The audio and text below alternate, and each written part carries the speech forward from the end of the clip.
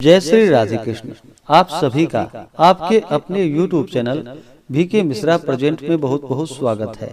आइए आज आप सब सुनेंगे माघ मास महात्म्य कथा में 17वें अध्याय की कथा। तो बोलिए प्रेम से भगवान विष्णु की जय, माता लक्ष्मी की जय, सर्वदेवी देवता की जय। व्यास जी बोले, तब देवताओं ऋषियों सहित पूजन किए जाने और गंधर्वों से स्तुति किए जाने पर इंद्र अपने अमरावती नगरी को गए। इस तरह प्रयाग में स्नान करने से इंद्र निष्पाप हो गया। इस कारण तुम भी हे कल्याणी देवताओं से सेवित प्रयाग को जाओ, जहाँ पर जाने से पाप नष्ट होंगे तथा स्वर्ग की अवश्य ही प्राप्ति होगी। इस तरह से इतिहास सहित उनके मधुर वचन को सुनकर भ्रम में पड़ी हुई उस ब्राह्मण के पैरों पर गिरकर उसने प्रणाम किया। इस प्रकार संपूर्ण बंधुजन, दास दासी, घर धन तथा सब विषयों को छोड़कर तथा शरीर को क्षण भंगुर जान मैं घर से निकली और मैंने माघ महीने में गंगा यमुना के संगम में जाकर स्नान किया।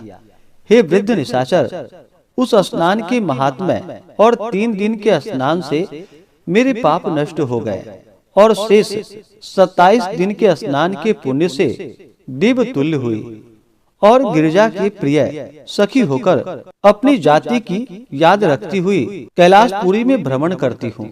हे क्रूर हृदय, बस मैं सब देवताओं के साथ माघ महीने में वहाँ स्नान करने जाती हूँ। हे राक्षस, तुम्हारे पूछने पर यह सब वृतांत मैंने तुमको प्रसन्न करने के लिए कहा। इसी तरह तुम भी मुझे मुग्ध करने के लिए अपना सब चरित्र कहो। किस कर्म से तुम कुरूप और इतने भयंकर हुए? दाढ़ी, मूछ और बड़े बड़े दाढ़ वाले तुम पर्वत के कंदरा में क्यों निवास करते हो? राक्षस बोला, इच्छा की पूर्ति करने वाली एवं छिपी हुई बात को कहने वाली हे वामलोचने, मैं निसंदेह कहूँगा, क्योंकि मुझ क्रूर जन्मा का शेष जीवन का उद्धार तुम्ही से शीघ्र होगा।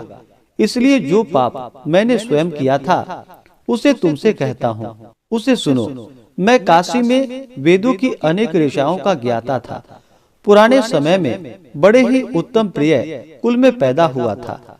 हे भीरु, राजा पापी शूद्र तथा वैश्यों से निंदित और निषिद्ध बड़े बड़े भयंकर दान चांडालों से भी मैंने काशी में लिए तथा मुझ मूढ़ बुद्धि से और भी अनेकों पाप हुए हैं। हे वरवर्णिनी, अभिमुक्त क्षेत्र में कर्ण मात्र भी पाप करने से वह पाप सुमेरु पर्वत के सदृश हो जाता है।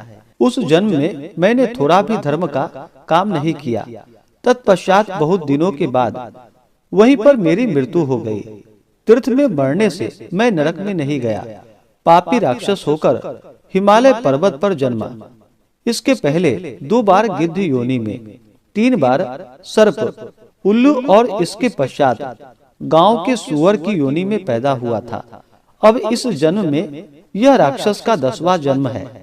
इस प्रकार 75,000 वर्ष व्यतीत हुए। हे प्रिय, इस स्थान से मेरा कल्याण नहीं है। हे शुभ्रो, इस स्थान को 3 योजन तक मैंने जंतु रहित कर दिया है। अपराध रहित बहु तेरे प्राणियों का मैंने संहार किया है। इन्हीं कार्यों से मेरा चित्त बराबर दहकता रहता है। तुम्हारे दर्शन को पाकर मेरे चित्त में कुछ शांति आई है। अब मैंने अपने दुख के ये सब कारण तुमसे कहे। हे कल्याणी, मैं इस दुख रूपी समुद्र से पार कैसे जाऊं? दत्तात्रेय जी बोले, ऐसा उसका वचन सुनकर चित्त में दया लाकर और धर्म की तरह मन लगाकर कांचन मालिनी ने कहा कि हे राक्षस, मैंने दृढ़ प्रतिज्ञा कर ली है। अवश्य शीघ्र ही तुम्हारी मुक्ति के लिए मैं प्रयत्न करूंगी। मैंने बहुत माघ स्नान किए हैं तथा ब्रह्म क्षेत्र प्रयाग में श्रद्धा पूर्वक मैंने जितने बार स्नान किया है उस धर्म की संख्या हे राक्षस नहीं है। मुनियों ने दुखी तथा दीनों की दान देने की प्रशंसा की है। इसलिए माघ महीने में 1 बार स्नान करने का फल है। हे मित्र, शीघ्र ही पाप को नष्ट करने वाला है। उसी पुण्य को मैं तुझे देती हूँ। उससे तुझको अभी स्वर्ग की प्राप्ति होगी तब कांचन मालिनी ने अपने गीले वस्त्र को निचोड़कर उसके जल को कर कमल में लेकर उसने माघ स्नान से उत्पन्न पुण्य का संकल्प कर उस वृद्ध राक्षस को दे दिया। दत्तात्रेय जी ने कहा कि हे राजन, माघ में स्नान करने के विचित्र प्रभाव को सुनो। उसी क्षण पुण्य को प्राप्त करके उस राक्षस ने राक्षसी शरीर छोड़ दिया और तेजोमय सूर्य के सदृश देवता रूप हो गया। आनंद के साथ देवताओं के विमान पर चढ़कर आकाश में अपनी कांति से दिशाओं को प्रकाशित करता हुआ दिव्य रूप लिए दूसरे सूर्य की भांति सुशोभित हुआ। तत्पश्चात उस कांचन मालिनी की प्रशंसा करने लगा। हे भद्रे, ईश्वर ही जानता है कि तुम्हारे पुण्य एवं उपकार से ही मेरा निस्तार हुआ है। अब मेरे ऊपर दया करके सब नीतियों से पूर्ण तथा सब धर्मों को करने वाली श्रेष्ठ शिक्षा मुझे दो, जिससे मैं पाप न करूं। मैं तुम्हारी आज्ञा पाकर इसको श्रवण कर स्वर्ग में जाऊंगा।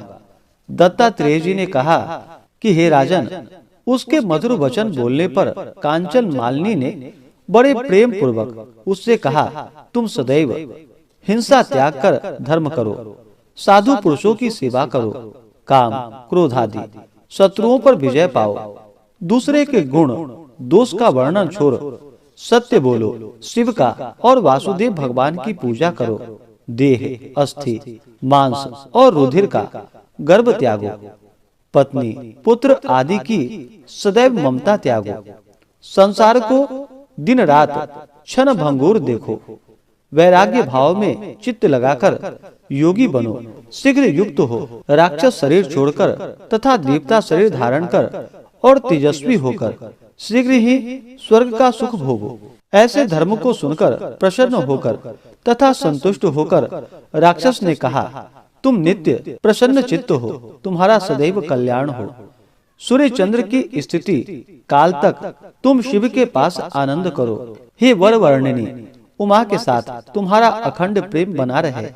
हे माता, तुम्हारे में सदैव धर्म निष्ठा और तप निष्ठा बनी रहे।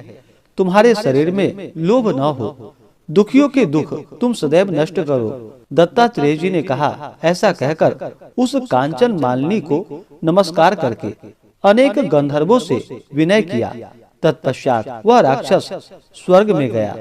तब दिव्य कन्याओं ने वहां आकर खुश होकर कांचन मालिनी के मस्तक पर पुष्पों की वर्षा की तथा उसको छाती से लगाकर कहा कि हे भद्रे, तुमने राक्षस का विचित्र उद्धार किया। इस दुष्ट राक्षस के डर से कोई इस वन में घुस नहीं सकता था। अब हम लोग निडर होकर यहाँ पर आनंद पूर्वक विचरेंगे।